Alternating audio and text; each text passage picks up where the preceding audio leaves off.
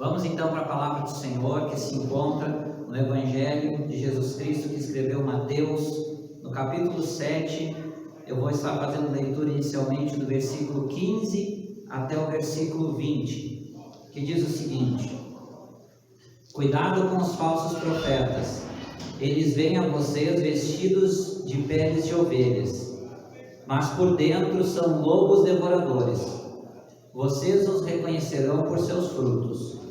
Pode alguém colher uvas de um espinheiro ou figos de ervas daninhas?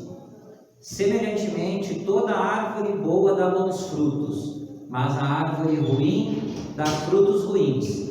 A árvore boa não pode dar frutos ruins, nem a árvore ruim pode dar frutos bons. Toda árvore que não produz bons frutos é cortada e lançada no fogo. Assim, pelos seus frutos vocês os reconhecerão. Aleluia. Pode deixar a Bíblia aberta aí que nós vamos estar continuando depois na sequência, amados. Esse texto que eu li aqui da palavra de Deus são palavras do Senhor Jesus Cristo. Quando ele começa, ele está dentro daquele seu famoso e muito conhecido Sermão do Monte, aqui narrado no Evangelho que escreveu Mateus, aqui a partir do capítulo 5 até o capítulo 7, esses 3 capítulos, essa porção da palavra de Deus aqui de Mateus, narra o Sermão do Monte, aonde Jesus vai iniciar lá com as bem-aventuranças e vai trazer vários assuntos, várias explicações, né? Que bom seria estarmos lá naquele monte, imaginarmos estarmos naquele monte e estar ouvindo do próprio Senhor Jesus essas palavras, esses ensinamentos. Mas como não tem essa possibilidade, Deus deixou registrado na sua palavra, e nessa noite nós vamos meditar aqui em alguns aspectos desse Sermão do Monte, mais especificamente o final, porque depois desses textos que eu vou ler aqui, Jesus encerra o Sermão do Monte. Então nós vamos estudar nessa noite e meditar no final do Sermão do Monte de Jesus. Amados, então já sabemos que essa passagem, esse texto está inserido no Sermão do Monte, e quero fazer algumas breves considerações nessa introdução sobre essa primeira parcela aqui, dessa primeira parte de versículos que eu li, do 15 até o 20. O primeiro deles é o seguinte: Jesus aqui nessa fala, ele alerta que se levantariam falsos mestres. E como Jesus diz que esses falsos mestres, eles iriam aparecer na igreja, eles iriam aparecer no meio cristão. Jesus não diz que eles iriam aparecer como monstros. Jesus não diz que eles iriam aparecer como pessoas más, como pessoas que aparentemente são más, são ruins. Jesus não diz que eles iriam aparecer como lobos. Jesus vai dizer que eles iriam aparecer em pele de ovelhas. Então Jesus começa falando ali que falsos profetas, falsos mestres, vestidos em peles de ovelhas. Então a ovelha simboliza aqui o que é bom, a ovelha simboliza os filhos de Deus, a congregação, aquelas ovelhas do rebanho do Senhor. Então eles vão se apresentar como ovelhas, mas pelos seus frutos serão revelados quem realmente são. Eles são lobos em pele de ovelha. Então Jesus ele deixa claro já aqui nesse ensinamento que no nosso meio iriam surgir falsos mestres, disfarçados de cristãos, disfarçados de ovelhas, com pele de ovelha, mas por dentro eles são lobos devoradores. São lobos que estão no meio do rebanho, na verdade, para devorar as ovelhas, para devorar e roubar, querer roubar, devorar as ovelhas do Senhor. E para encerrar aqui então essa introdução, uma terceira coisa que eu não posso deixar de ressaltar.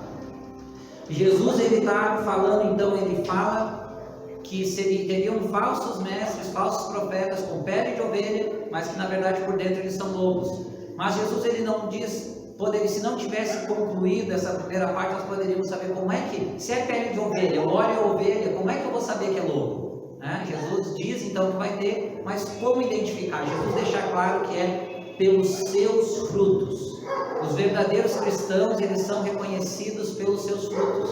Então o que difere um lobo, um devorador, um falso cristão de um verdadeiro cristão são os seus frutos. E não são os seus frutos de forma imediata, são os seus frutos ao longo da sua vida. Não é o que eu fiz hoje, eu vim aqui na igreja, eu disse que eu sou crente e enfim.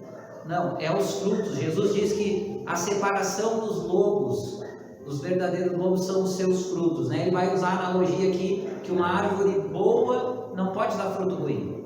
E ao mesmo tempo uma árvore má, quando ele fala da árvore má, ele está falando dos lobos devoradores, dos falsos mestres, dos falsos cristãos, dos falsos profetas. Não pode dar fruto bom. Então Jesus diz que é o que? É pelos frutos. É pelos frutos. Amém? Amém. Vamos continuar aqui então, vamos fazer a leitura do versículo 21 até o versículo 23, que diz o seguinte: nem todo aquele que me diz Senhor, Senhor, entrará no reino dos céus, mas apenas aquele que faz a vontade de meu Pai, que está nos céus. Muitos me dirão naquele dia: Senhor, Senhor, não profetizamos em teu nome? Em teu nome não expulsamos demônios e não realizamos milagres? Então eu lhes direi claramente: nunca os conheci. Afastem-se de mim, vocês que praticam o mal. Olha que palavra dura, amados. Que palavra dura de Jesus. Não é uma palavra fácil para as pessoas que vão ouvir essa palavra. Um dia elas vão ouvir lá no julgamento final, elas vão ouvir isso de Jesus. Isso é muito forte, amados. Primeiro ponto aqui. Jesus, então, depois que passa, no início Jesus começa falando que ia ter falsos cristãos no nosso meio. É isso que ele começa a falar, falsos mestres e falsos cristãos. Mas pelos frutos eles vão ser revelados, que eles, na verdade, são lobos devoradores. E aqui ele continua, então, ele passa a ensinar que muitos que estão no nosso meio, nas igrejas, participando da obra, não necessariamente são salvos, tomando a ceia. Tem muita gente que está na igreja, que é membro da igreja, que prega, que canta, que Deus opera milagres, enfim, que aparentemente ali está fazendo a vontade de Deus, mas que não vão ser salvos, que não vão estar lá no céu. Olha que palavra dura essa. Imagina essas pessoas aqui, Jesus falando que vai ter gente que vai chegar e vai dizer: Senhor, Senhor, mas quantas vezes eu preguei? Quantas vezes pessoas vieram a Cristo? Quantas vezes eu fiz milagre? Quantas vezes expulsei demônios? E a resposta de Jesus qual foi? Afasta de mim, eu não os conheço. Afasta de mim, eu não os conheço. E é um afastamento eterno. É um afastamento para sempre. São aqueles que não são os filhos de Deus, mas que estavam no meio da igreja. É isso que Jesus está ensinando aqui. Que não vão ser salvos, né? Que quando Jesus diz aqui: nunca os conheci, afastem-se de mim, são aquelas pessoas que vão ser condenadas, que estavam no meio da igreja, viviam no meio da igreja, mas nunca se converteram de verdade, nunca tiveram uma vida com Cristo verdadeira, uma transformação verdadeira. Segundo ponto aqui, estes a quem Jesus está se referindo são os falsos profetas, os lobos devoradores. Jesus aqui ele está falando lá do que ele falou no início, lá no versículo 15, né? Ele está fazendo uma conexão, porque ali ele fala em falsos mestres, falsos profetas, né? E os profetas, o que eles faziam? Eles expulsavam o demônio em nome de Jesus, eles operavam milagre em nome de Jesus, né? Eles profetizavam em nome de Jesus. Então Jesus está voltando ao que ele falou lá no verso 15, ele está falando dessas mesmas pessoas. São pessoas que vão estar dentro da igreja, exercendo autoridade, exercendo funções na igreja, mas que na verdade não são igreja de Deus, mas que na verdade são separados de Cristo. É dessas pessoas que Jesus está falando. Para encerrar aqui essa parte, Jesus explica que o motivo do qual irá lhes rejeitar. Qual é o motivo? Eles se tornaram cristãos nominais, não se converteram verdadeiramente, ou em algum momento apostataram da fé. Amados, tem duas formas aqui que pela Bíblia, pelo contexto bíblico como um todo, a gente pode denominar que, primeiro, são cristãos nominais. É gente que está na igreja, é pessoas que estão no hall de membros da igreja, é pessoas, como eu já falei, que exercem às vezes até atividades na igreja, mas que não estão no hall de membros de Deus, mas que fazem parte da igreja celestial, mas que não faz parte, não estão contados naqueles que estão escritos no livro da vida. São pessoas que infelizmente acham que estão levando o evangelho na brincadeira. São pessoas que infelizmente estão acostumaram, viraram cristãos nominais, a estar na igreja, a ter uma situação social com a igreja, a se beneficiar, a aparecer, mas que no coração deles não tem o Espírito Santo, mas que na vida deles não tem uma verdadeira conversão.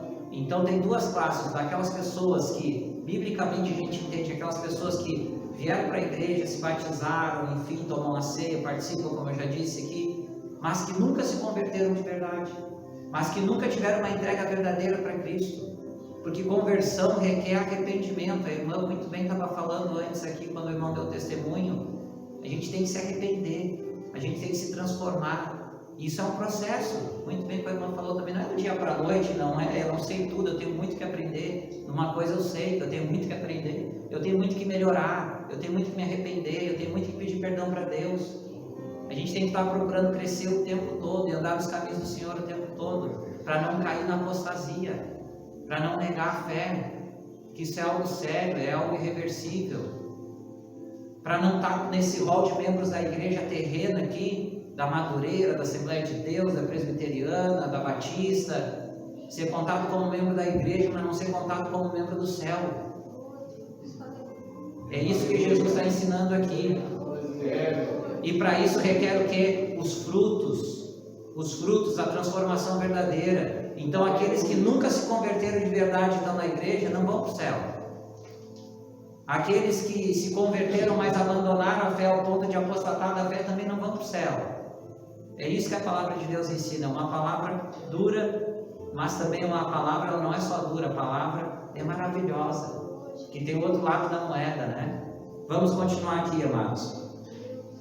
Versículo 24 e 25 diz o seguinte: portanto, quem ouve estas minhas palavras e as pratica, é como um homem prudente, que construiu a sua casa sobre a rocha. Caiu a chuva, transbordaram os rios, sopraram os ventos e deram contra aquela casa, e ela não caiu, porque tinha seus alicerces na rocha. Aleluia! Olha como Jesus é maravilhoso. Depois de uma palavra dura, uma palavra que faz a gente botar a mão na cabeça, né? Será que eu sou crente mesmo? Será que eu me converti de verdade? Será que eu ando nos caminhos do Senhor? Aí Jesus vem com bálsamo. Aí Jesus, né, depois de nos apertar, nos espremer a palavra de Deus, ela vem com aquele bálsamo. Ela vem com aquela coisa que nos conforta, que nos alimenta. Primeiro ponto aqui, amados. Então Jesus, ele utiliza o exemplo da construção civil, onde o alicerce é a parte mais importante da obra, a parte da sustentação para toda edificação. Quem conhece construção? Eu não sou da área da construção civil, nunca trabalhei com construção civil, mas tive a oportunidade de construir 4 casas na minha vida, assim, do nada, fazer do chão, né? Inclusive a casa que eu moro hoje. E conversar, a gente vai aprendendo, né? Com os construtores, com os engenheiros, enfim, o pessoal que trabalha na obra, a gente vai aprendendo coisas, já na última a gente entendia alguma coisinha já, a mais. Sempre vai aprendendo na vida. Então, amados, mas é bem simples, né? Qual é a parte mais importante de uma construção? Não é a pintura, né? Não é o telhado, não é o teto, é a base, é o alicerce. E olha o que Jesus está falando, uma coisa que era 2000 anos atrás. A parte mais importante de uma obra há 2000 anos atrás, no tempo de Jesus, é a parte mais importante de uma obra hoje, 2000 anos depois. O alicerce, a estrutura, a infraestrutura, o alicerce, né? Então, nós sabemos que quando nós vamos, por exemplo, ter a oportunidade de construir uma casa, como eu já tive, é por isso que eu consigo entender bem isso, né? E chega lá no início da obra, como aconteceu algumas vezes comigo, não tinha grana às vezes para fazer tudo como eu queria. E aí conversando lá com um construtor lá, tá, mas olha, vou ter que economizar alguma coisa para poder, economiza na pintura, economiza depois no acabamento, depois mais para frente tu usa uma tinta melhor, depois uma abertura, bota uma mais simples, depois tu troca por uma, tu arranca dali, troca, ou tu pinta, né? Aquilo ali tudo tá externo ali, pode ser feito ou deixa para pintar depois, enfim, mas não economiza no alicerce. Não tira uma fiada menos ali de bloco, ou bota um pouquinho menos de ferro, um pouco menos de concreto. Por quê, amados? Porque toda a estrutura da casa, de uma construção, pode ser comprometida se o alicerce não estiver bem feito. Se construir uma casa bem feita, minha casa agora tem 10 anos lá, não tem uma rachadura numa parede. Mas eu não economizei, eu enterrei dinheiro lá. Eu lembro, vamos botar, tem que fazer sapata, tem que fazer viga, mas vamos fazer, a bloca, vamos fazer, coluna, laje, tudo, vamos fazer. Eu não poupei dinheiro lá, 10 anos depois, eu não me arrependo. Deixei de usar alguma coisa no acabamento melhor, mas depois com o tempo a gente vai podendo fazer. Então, amados, Jesus usa essa analogia que é bem simples para nós, né? Esse exemplo bem prático. O alicerce toda a construção ela se sustenta por causa do alicerce. Se o alicerce não for bem feito, vai trincar as paredes, vai ter problemas de umidade, enfim, pode até a casa cair, né? Pode até a construção cair. O alicerce é a parte mais importante. No mundo espiritual é a mesma coisa. Jesus está usando isso para falar do mundo espiritual, algo do nosso dia a dia, do nosso cotidiano, para nos ensinar no espiritual. Quem é o nosso alicerce? Quem é a nossa rocha? Pode falar aí para mim? Jesus é o nosso alicerce. Jesus é a nossa rocha. Assim como uma construção tem que ser construída sobre uma base sólida, sobre a pedra, Jesus é a nossa rocha. Aqueles que edificam sobre a rocha que é Cristo, sobre o alicerce que é Cristo. Olha o que a palavra vai dizer aqui, amados. Que sopraram os ventos, né? Caiu a chuva, transbordaram os rios, sopraram os ventos e deram contra a casa. As intempéries, Jesus vai usar as intempéries, né, do mundo, água, vento, chuva, né, veio todos aqueles fenômenos, vamos dizer, aqui dá a entender, por exemplo, que é uma casa próxima a um rio, a um lago, né, enfim, veio a enchente e passou pela casa, veio a chuva forte, o granizo, e caiu sobre a casa, veio a tempestade de vento e passou sobre a casa, mas a casa estava edificada na rocha. Bateram tudo isso, e o que Jesus vai dizer aqui? Ela não caiu, porque tinha seus alicerces na rocha. Veja bem, amados, que Jesus diz que vai vir. Isso aqui é espiritual. Jesus está usando a analogia agora dos fenômenos naturais com a casa para falar algo espiritual para nós. Jesus não disse que só porque você fez o alicerce na rocha você está imune do vento, da tempestade, das dificuldades. O que o vento, a chuva e a tempestade aqui, né? O que esses fenômenos representam? As dificuldades da nossa vida. Não quer dizer porque nós estamos firmados na rocha que é Cristo, que nós não vamos ter ventos, tempestades nas nossas vidas. Não quer dizer que a dificuldade não vai bater na nossa porta. Não quer dizer que a afronta não vai bater na nossa porta. Não quer dizer que nós não tenhamos momentos difíceis, e alguns ao longo da nossa vida depois da nossa conversão. Jesus deixa claro que sim, vai ter, quando ele usa esse exemplo, que vai vir todos esses fenômenos sobre a casa, mas ela não vai cair. A garantia de Cristo nos dá é que se nós firmarmos os nossos pés sobre a rocha que é Ele, se nós estivermos firmados em Cristo, vai vir a dificuldade da nossa vida, pode vir o medo, pode vir a ansiedade, pode vir as afrontas, pode vir as dificuldades, mas nós vamos estar firmes com Cristo, e é Ele que vai segurar os nossos pés, é Ele que vai segurar as nossas mãos. Aleluia, aleluia. Vai passar o vento, amado, vai passar a tempestade, e você vai continuar firme nos pés de Jesus, e você vai continuar firme no alicerce que é Cristo. Aleluia, louvado seja o nome do Senhor Jesus. Versos 26 e 27 diz o seguinte: mas quem ouve estas minhas palavras e não as pratica é como um insensato que construiu a sua casa sobre a areia.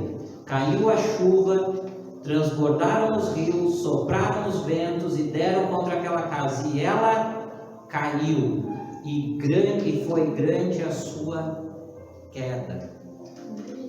Veja que Jesus podia ter acabado por lá, né? Podia ter acabado por lá com aquela palavra lá. Quem está firme nele vai se superar, vai dar tudo certo. Só que olha o que Jesus faz. Ele nos ensina, amados, que o contrário é verdadeiro. Quando não estamos firmados em Cristo, vivendo e praticando a palavra de Deus, estamos vulneráveis a qualquer tempestade que poderá nos derrubar. Aqui Jesus está falando das pessoas que vivem sem Cristo. Aqui Jesus está falando das pessoas que nunca se converteram. E Jesus está falando também dessas pessoas que estiveram na igreja ou estão no meio da igreja, os falsos mestres, os falsos cristãos, os falsos profetas e os não convertidos. Essas pessoas, quando vinha a tempestade, quando vinha as dificuldades da vida, o que Jesus vai dizer aqui? Que a casa vai cair. Porque o alicerce não era bom. Porque fizeram a casa, construíram a casa em cima da areia. Não fizeram alicerce. Sabe aquela historinha do castelo de areia que ele diz? Que a vida da pessoa era um castelo de areia. A vida de uma pessoa que é um castelo de areia que bate a água, e derruba aquele lá na praia, né? Quantas vezes a gente vê na praia no verão lá as crianças ou alguém, um escultor faz lá um desenho bonito na areia, um castelo. Quantas vezes eu já vi castelinho na areia, aí vem a onda e bate naquele castelo lá e derruba tudo. É assim, amados. Assim que é a vida daqueles que não são do Senhor, que não têm os pés firmados em Cristo. Vai vir a tempestade, vai vir a dificuldade, vai vir as provações da vida e vai soprar sobre a vida daquela pessoa, e aquela pessoa não tem Cristo, não tem a presença do Espírito Santo, não tem Deus, não tem a palavra de Deus, e ela vai cair.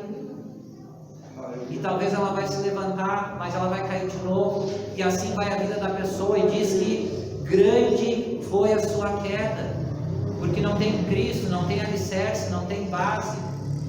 Olha a importância de ter Cristo nas nossas vidas, amado. Olha a importância de nos solidificarmos, de colocarmos os nossos pés sobre a rocha. Jesus dá os dois exemplos aqui, né? Vai dizer que o contrário é verdadeiro. Aleluia. Amados, eu quero encerrar essa mensagem em 3 pontos aqui para ressaltar o que já foi passado, né, no desenvolvimento dessa mensagem. Primeiro, eu quero citar na íntegra aqui um texto do reverendo Hernandes Dias Lopes, que é um dos maiores teólogos e pregadores da atualidade do Brasil. Eu estudando essa palavra para trazer para vocês e lendo o comentário bíblico dele sobre esse texto aqui, sobre esse contexto, eu achei tão profundo e impactante o que ele escreveu, que eu trouxe aqui na íntegra para ler para vocês, que é o meu primeiro ponto da conclusão. Ele escreve o seguinte: quem vai entrar no reino dos céus não são aqueles que fazem profissões de fé ortodoxas e emocionantes, nem aqueles que fazem obras milagrosas, mas os que obedecem à vontade do Pai. Aleluia! Eu achei extraordinário que Deus usou aquele homem para escrever e me tocou muito. Olha que sabedoria, ele vai dizer aqui, eu concordo, e o meu primeiro ponto da conclusão é esse. Amados, não são aqueles que vão vir às vezes, não é necessariamente, eu não estou dizendo que não tem que fazer, mas não é aqueles que vão vir se jogar e chorar e dizer que entrega a vida para Jesus. Não é aqueles que vão pegar, quando ele fala de emocionais, aqueles que choram, que tu olha assim, meu Deus, esse aí já vai direto para o céu. Ou aqueles que pegam uma Bíblia, quando fala de ortodoxia, ele quer dizer o quê? Não é aqueles que pegam uma Bíblia e dizem, eu sou de Deus, eu sou de Jesus, está aqui, está na palavra, são ortodoxos, que querem, né, que nem os fariseus eram no tempo de Jesus. Não é para esses aí que é o reino de Deus. Não é para esses aí. Não é simplesmente para quem professa, né, Cristo como Salvador. Não é para aqueles que fazem milagres e maravilhas, porque o texto mesmo aqui já disse, né? O texto já disse ou não disse? Que vai ter quem faça isso, quem faça aquilo, quem faça aquele outro. E Jesus vai dizer naquele dia, ô camarada, vai chegar e vai querer cobrar de Jesus, mas eu expulsei demônio, mas eu fiz milagre, mas eu isso, mas eu profetizei, mas eu preguei. Jesus vai dizer, afasta de mim, eu não te conheço, vocês que praticam o mal. O reino de Deus não é para quem a gente acha que é salvo aqui na terra. O reino de Deus é para quem, como ele diz aqui, obedece à vontade do Pai. Aleluia. Louvado seja o nome do Senhor. Segundo ponto, amados. Infelizmente, no meio cristão, existe no meio cristão falsos convertidos e apóstatas. O papel deles é servir ao diabo, plantando discórdias e divisões na igreja. Não devemos seguir estas pessoas. Também aprendemos com esse texto aqui que às vezes a gente se irrita, às vezes acontece algo, todo mundo é imperfeito, amados. É óbvio que os cristãos verdadeiros vão errar, vão pecar, em algum momento vão até dar algum escândalo na igreja, mas a gente vai ver arrependimento, mudança, transformação acompanhado daquilo. A gente sabe disso, ninguém é perfeito, eu não sou perfeito. Nossa, eu sou muito imperfeito, eu tenho que melhorar muito. Mas, amados, o texto e a Bíblia, não só esse texto deixa claro que vai ter o joio no meio do trigo. É isso aqui que Jesus está falando, joio e trigo, estão juntos. Então na igreja vai ter falsos cristãos, vai ter falsos ensinadores, vai ter falsos mestres. O que a gente aprende com a palavra de Deus? Que não adianta o que a gente faça, eles vão estar ali. Jesus falou, os apóstolos falaram, vão estar ali. Mas eles nos orientaram que a gente não deve seguir essas pessoas. Essas pessoas não têm que ser base para nós nos olharmos e nos espelharmos que aquela pessoa ali é o modelo de cristão que eu quero ser. Se o camarada ensina heresia, ou nem não prega a Bíblia, não ensina a palavra de Deus, aquele mestre, aquele pregador, aquele líder não pode ser modelo para você ser seguido. Nós temos que seguir, sim, exemplos de pessoas que são verdadeiros crentes piedosos, exemplo de pessoas que ensinam a palavra de Deus, que pregam a palavra de Deus, cada um com a sua característica. Não estou aqui falando de estilo, de pregação, não, cada um tem a sua característica, o seu jeito, uns são mais emocionais, outros mais fervorosos, outros menos. Isso aí não é o problema. A questão é o que está sendo ensinado é a palavra de Deus, o que está sendo ensinado é para edificar a igreja. Então nós não devemos seguir falsos cristãos e falsos mestres. Aprendemos isso essa noite. E terceiro, para encerrar, as marcas de um verdadeiro cristão estão ligadas aos seus frutos, ao seu modo de vida em todos os ambientes que frequenta. Irmão Marco, como é que então, depois de tudo, como é que a gente sabe quais são as marcas de um verdadeiro cristão? Jesus deixa claro aqui, é pelos seus frutos.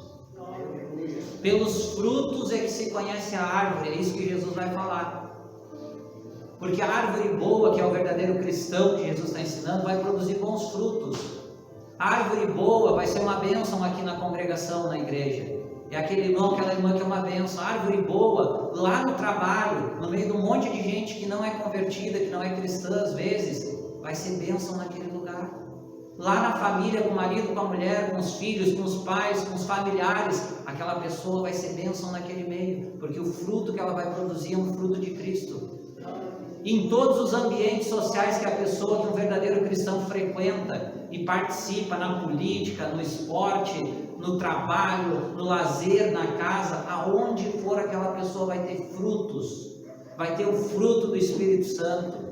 As pessoas vão olhar e vão dizer, aquela pessoa é diferente, aquela pessoa tem um caráter, tem um caráter admirável. Então é as marcas de um verdadeiro cristão, amados. As marcas de um verdadeiro cristão são os nossos frutos, são o nosso comportamento em todos os ambientes que nós frequentamos. E é isso que Jesus espera de nós. Desses que entregam a sua vida a Cristo, de verdade, de coração, fazem a boa confissão de fé, se arrependem dos seus pecados e se esforçam para levar uma vida digna na presença de Deus e gerar frutos, esses não vão ser aqueles que Jesus vai rejeitar. Esses vão ser aqueles que Jesus vai receber lá nos ares de braços abertos. É esses que Jesus vai vir a ressuscitar e arrebatar. É esses que vão viver eternamente na presença do Senhor. É esses que a palavra de Deus diz que nós não merecemos, mas que tem galardão. Que é tudo aquilo que a gente faz aqui na terra não está passando desapercebida para o Senhor, do bem e do mal. E aquilo que nós façamos de bem em Cristo e por Cristo, Deus ainda vai nos recompensar. Aleluia. Mas o melhor de tudo é poder passar a eternidade com o Senhor. Essa vida, amados, ela é passageira. E nós somos presos muitas vezes a ela, e é normal. E é aqui que o nosso futuro para a eternidade está aqui e agora. O que nós vamos viver para sempre, se é no céu ou se é no inferno, depende do que a gente vai fazer aqui. Mas nós não podemos deixar de olhar para as promessas de Deus. Aleluia. E Deus tem muitas promessas para nós nessa vida, amado, mas a maior de todas é a eternidade com Ele. Glória a Deus. Louvado e agradecido seja o nome do Senhor. Querido e amado Deus, eu preguei a Tua palavra nessa noite, Senhor. Eu peço que o Espírito Santo de Deus venha a tocar os corações, que essa palavra venha descer, Senhor, como alimento, Senhor, para cada um dos irmãos e irmãs que estão aqui, Senhor. Que cada um de nós, Senhor, nós possamos produzir frutos dignos de arrependimento, Senhor. Que aonde nós estivermos, Pai, na sociedade, Senhor, e nos ambientes, Senhor, nós possamos ser bênçãos, Senhor. Que nós não venhamos a ser apóstatas, nem falsos cristãos, Senhor. Que a nossa entrega para Ti seja verdadeira, Deus. E que o Teu amado Espírito Santo nos ajude a passar os dias maus, as dificuldades. Que o Senhor nos ajude a cada vez mais ter, Senhor, os nossos pés firmes, Senhor, sobre a rocha que é Cristo. E o nome de Jesus seja glorificado. Amém.